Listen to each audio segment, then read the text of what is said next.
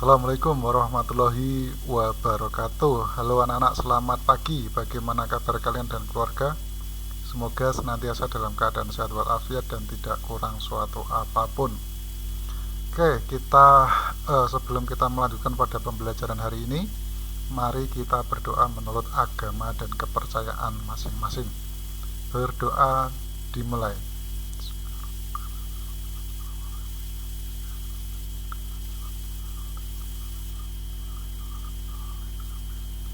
Berdoa selesai.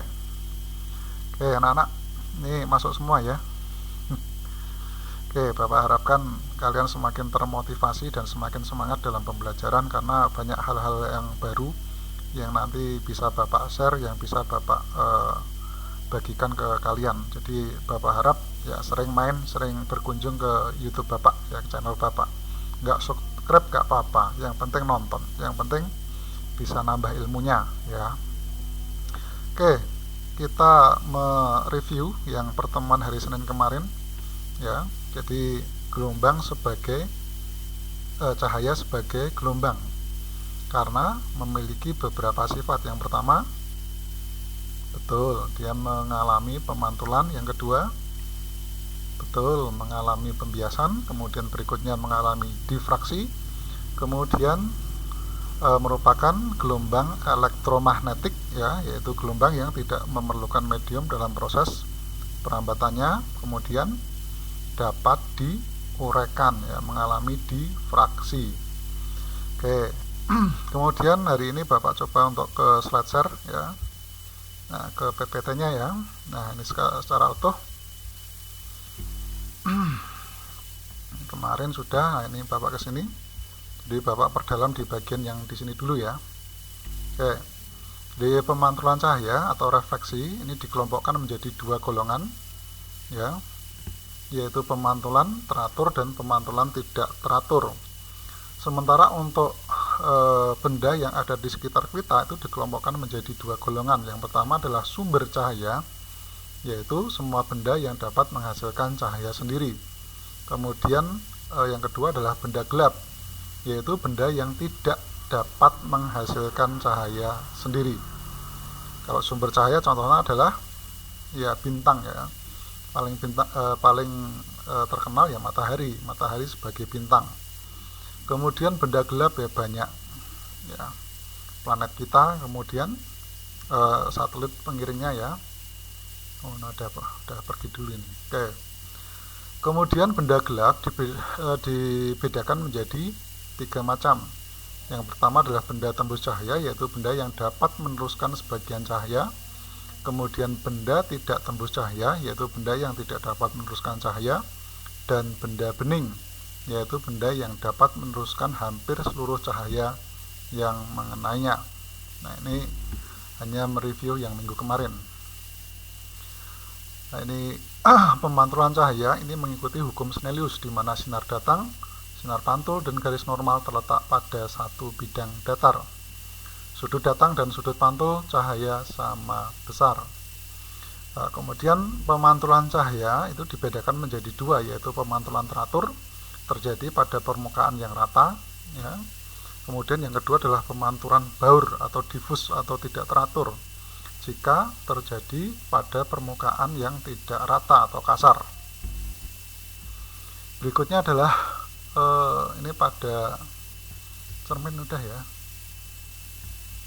Oke, berarti benar. Nah, ini kita masuk ke cermin cekung ya. Sifat: bila berkas cahaya sejajar jatuh pada cermin dipantulkan pada satu titik, yaitu titik fokus. Jarak fokus dan jari-jari kelengkungan 2F itu cermin bernilai positif. Jadi F-nya itu bernilai positif, R-nya juga bernilai positif. Kemudian sifat pantulannya ini sinar datang sejajar dengan sumbu utama dipantulkan melalui titik fokus.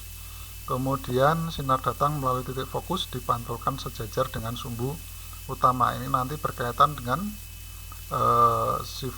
sinar-sinar istimewa pada cermin maupun pada lensa. Nah, ini ya sinar istimewa pada cermin cekung ya. Jadi yang pertama adalah sinar datang sejajar dengan sumbu utama. Sebagai sumbu utamanya adalah ini ya. Nah, ini sumbu utamanya. Jadi sinar datang sejajar sumbu utama, kemudian mengenai cermin cekung, kemudian dia akan dipantulkan melalui titik fokus. Ya, ini melalui titik fokus. Yang kedua, sinar datang melalui titik fokus akan dipantulkan sejajar sumbu utama. Kemudian yang terakhir adalah jika sinar melalui titik pusat kelengkungan dari cermin, maka sinar tersebut akan dikembalikan, ya, tidak mengalami pemantulan tapi dikembalikan. Itu sifat sinar-sinar istimewa pada cermin cekung. Ini agak lumayan susah, jadi Bapak harapkan ya benar-benar belajarnya, benar-benar latihan soalnya. Nanti kalau misalnya ada yang kesusahan atau ada yang bingung, silahkan tanya di kolom komentar, boleh di WA group juga boleh.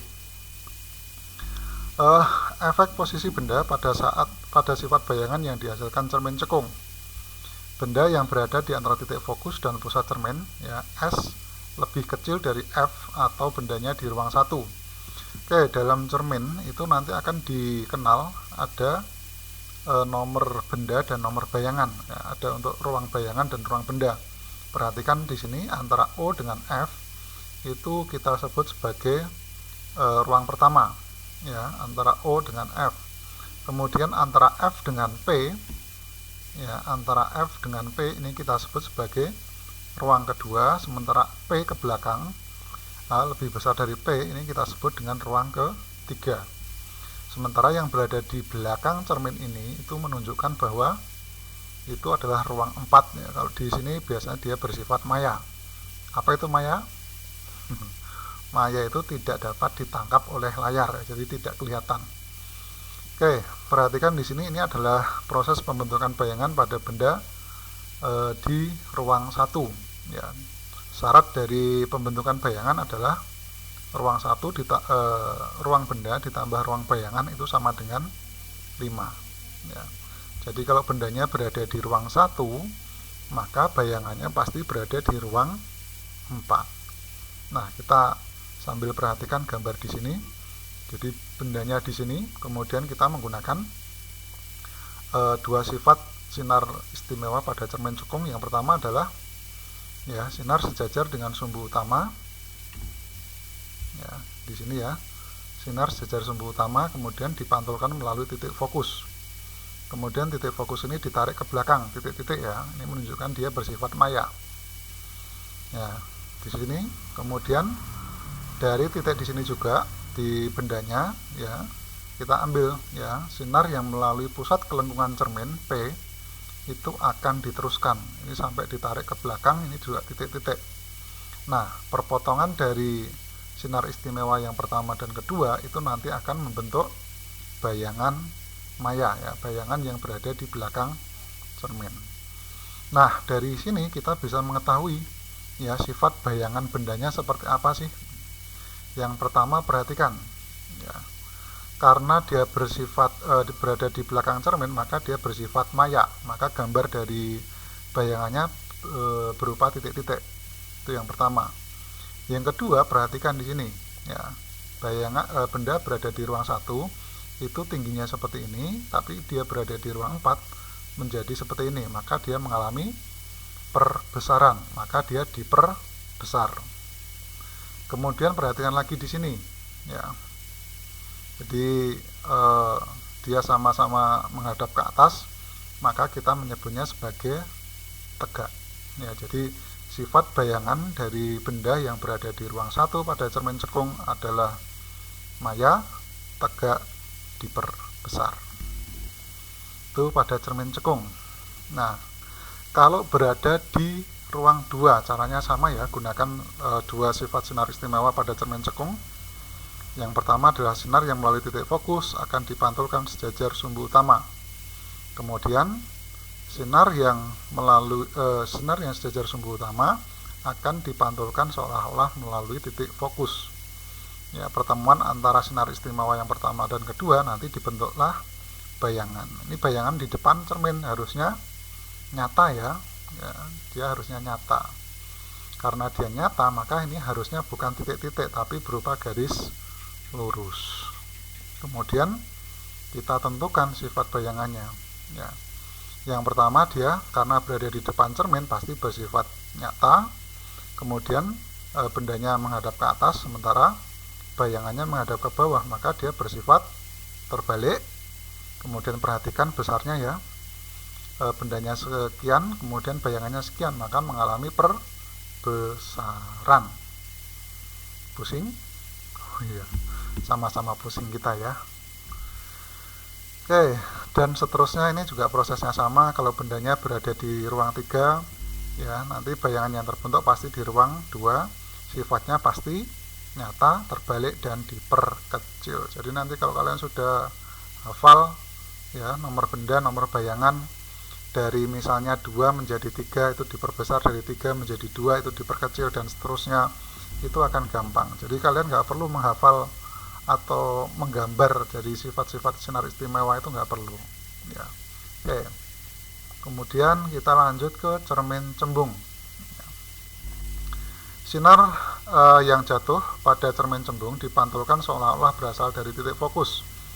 Titik fokus dan jari-jarinya bernilai negatif. Kemudian sifat pemantulannya juga hampir sama seperti pada cermin cekung, cuma pada cermin cekung ya, ini ruang 1, ruang 2, dan ruang 3 itu berada di belakang cermin, artinya ya dia bersifat maya, sementara yang berada di depan cermin itu hanya ruang 4. Kemudian nah ini sama seperti yang tadi, sifat-sifat dari sinar istimewa pada cermin cembung. Yang pertama adalah sinar yang sejajar sumbu utama akan dipantulkan seolah-olah dari titik fokus. Kemudian sinar yang menuju titik fokus seolah-olah dipantulkan sejajar sumbu utama. Kemudian yang terakhir, sinar yang datang melalui pusat kelengkungan cermin akan diteruskan tanpa mengalami proses pemantulan cahaya. Kemudian bayangan yang terbentuk pada cermin cembung itu selalu bersifat maya, tegak, dan diperkecil. Nah itu ya, kenapa hanya itu?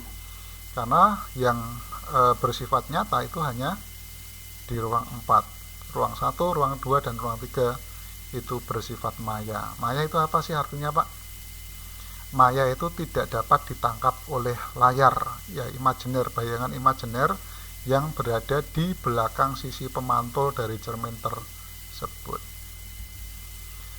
Oke, kemudian kita masuk ke perumusan atau persamaan yang ada pada cermin ya, berlaku pada cermin maupun pada lensa. Cuma perhatikan pada masing-masing cermin maupun lensa itu nanti perhatikan nilai F dan R-nya. Misalnya pada cermin cekung itu F-nya positif, R-nya juga positif. Sementara pada cermin cembung, nah itu F-nya dan R-nya bernilai negatif.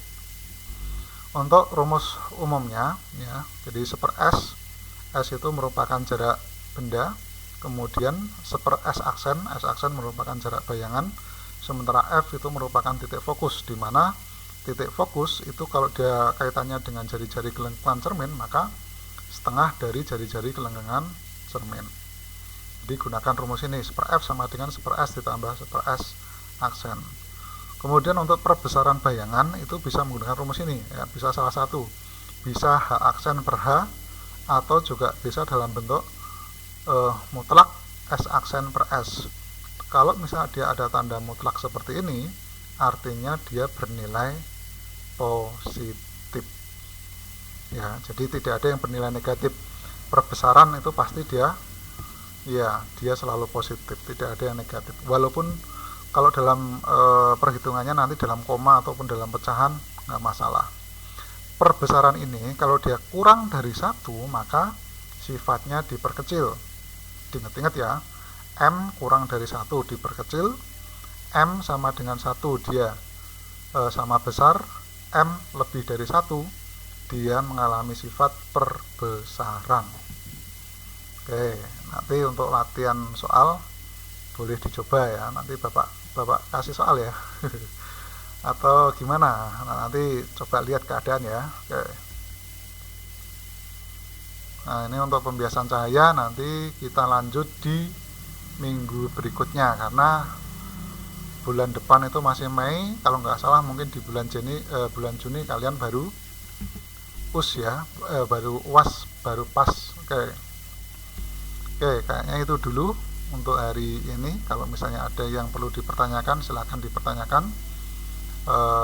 Kemudian intinya Bapak mengingatkan untuk senantiasa ayo cari ilmu, ayo disiplin ya, masa depanmu masih panjang, gunakan waktu dengan sebaik mungkin, tuntutlah ilmu setinggi mungkin.